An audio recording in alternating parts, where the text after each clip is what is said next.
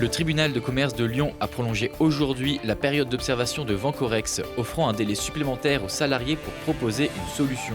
Autre point de tension, les conseillers départementaux écologistes se sont réunis pour exprimer leur mécontentement vis-à-vis de la gestion du budget du département. Votre entreprise aussi peut aider à lutter contre la précarité. Les bureaux du cœur recrutent des volontaires pour prêter leurs locaux le soir pour héberger des sans-abri. Le féminisme fait le printemps revient pour sa 3e édition consécutive.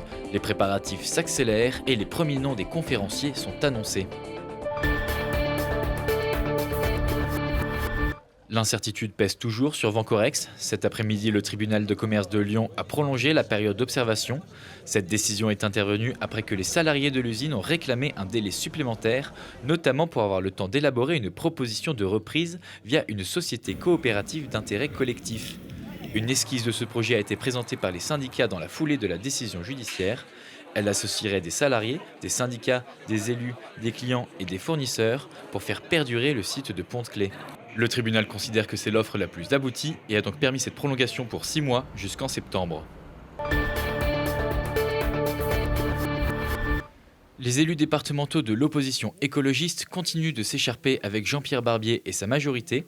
Le président du département a qualifié ses opposants de populistes après l'échec de 2 recours judiciaires sur des thèmes sociaux et environnementaux. Ceux-ci ont organisé une conférence de presse pour pouvoir exprimer leur désaccord sur les priorités budgétaires du département.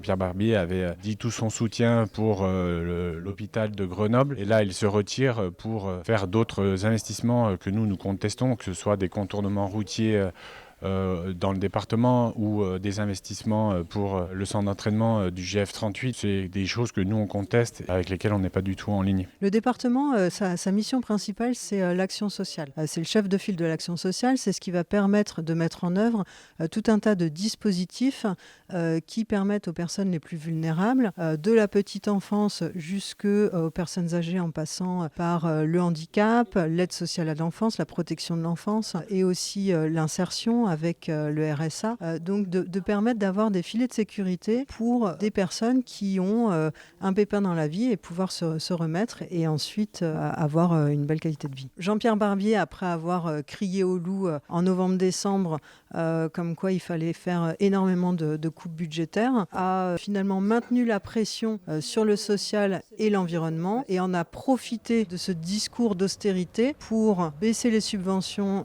sur le social et l'environnement et maintenir tout un tas d'investissements qui ne sont absolument pas prioritaires pour le département. Des locaux d'entreprise comme lieu d'hébergement pour les personnes sans domicile fixe. C'est ce que propose l'association Bureau du Cœur installée à Grenoble depuis 1 an et demi. Entre 17h et 7h du matin, tu peux être dans l'entreprise. Tu as le badge, tu as l'accès autonome. Il y a le réfectoire avec un coin de nuit qui est aménagé derrière nous. Tu as accès également aux douches avec un casier où tu vas pouvoir laisser tes affaires. Et surtout, tu es le bienvenu dans l'entreprise du coup, pour te reposer le soir et le week-end. La majorité des bureaux ne sont occupés que 30% de la journée. De ce constat, l'association Bureau du Cœur a décidé d'entrer en contact avec des entreprises pour qu'elles ouvrent leurs portes. Aujourd'hui, 2 entreprises jouent le jeu à Grenoble. Le problème est toujours là.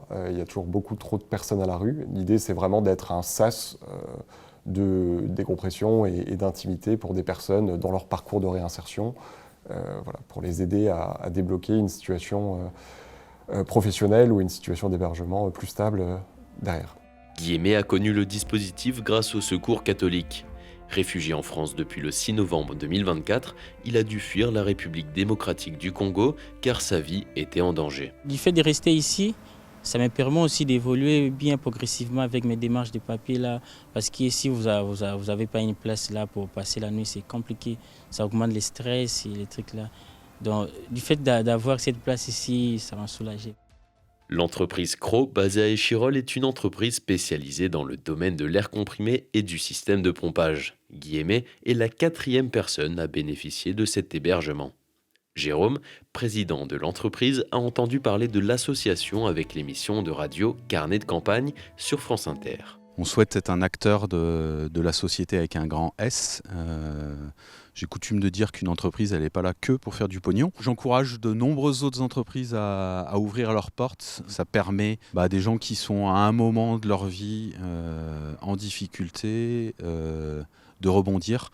Et j'ai eu la semaine dernière le témoignage de la première personne que nous avons accueillie qui témoignait que pour lui, cet accueil, c'était une renaissance. Et voilà, c'est chouette en tant qu'être humain de pouvoir offrir ça. À Grenoble, environ 4000 personnes n'ont pas de logement. En 2025, l'objectif des bureaux du cœur est d'offrir un toit à plus de 20 d'entre elles et de rassembler 10 entreprises hôtes. Après le succès de ses 2 premières éditions, le Féminisme fait le printemps se prépare à revenir avec une nouvelle ampleur. L'événement organisé par la métropole s'agrandit avec près de 30 personnalités de renom qui animeront des conférences, des tables rondes et des ateliers pour sensibiliser la population aux inégalités de genre et aux solutions que chacun peut apporter.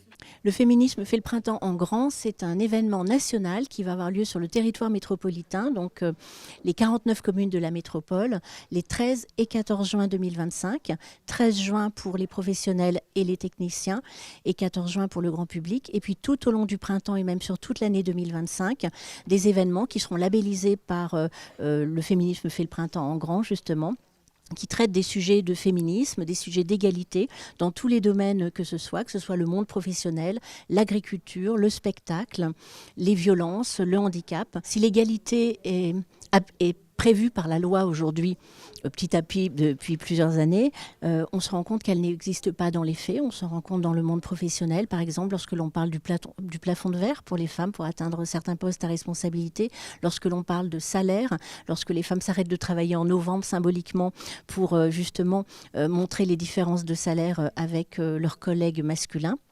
Eh bien, c'est la preuve que nous ne sommes pas complètement à égalité. Nous accueillerons donc au sein de la MC2 des ateliers où il sera question effectivement de féminisme, d'égalité des genres et de toutes ces questions. Nous accueillerons également toute la programmation festivalière finalement du féminisme fait le printemps en grand.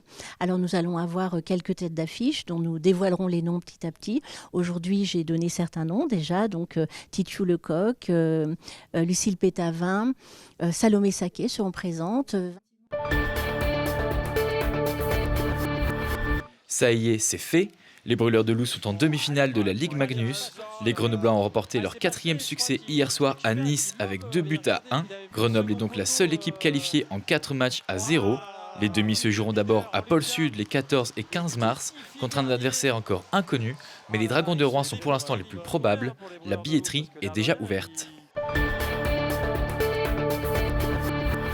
Et au programme de cette fin de semaine, le retour du GF38 devant son public du Stade des Alpes.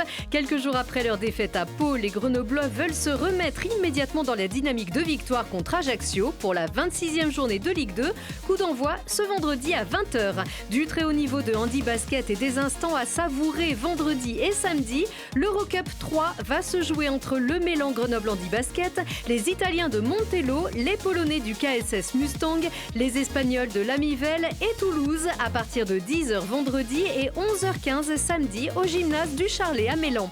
Et les basketteuses iséroises sont très en forme et vous attendent tambour battant toutes les deux à domicile.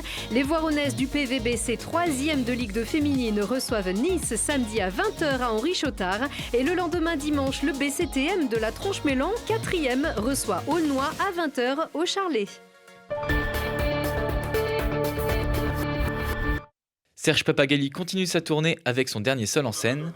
Il sera présent ce vendredi à 20h au Carré d'Ars pour tenter de faire rire sur ce qui n'est pas forcément drôle, comme la surcharge pondérale, la bêtise ou encore la surpopulation, le tout sous accent drômois. Une seule chose est promise, c'est que le nom étonnant du spectacle, Les Guêpes aiment l'andouillette, prendra tout son sens avant la fin de la soirée. Et vendredi toujours, à 19h cette fois, vous pourrez retrouver à la Bobine 2 collectifs cousins et incontournables de la scène électronique grenobloise, La Draille et Sekem. Un rendez-vous familial pour tous les amoureux de la fête et de la techno. C'est la fin de ce JT, vous pouvez retrouver la météo dans un instant. L'équipe de Télé Grenoble vous souhaite une agréable soirée et vous laisse profiter quelques instants de cette cover électrifiée de Canned Heat à la sauce Sekem.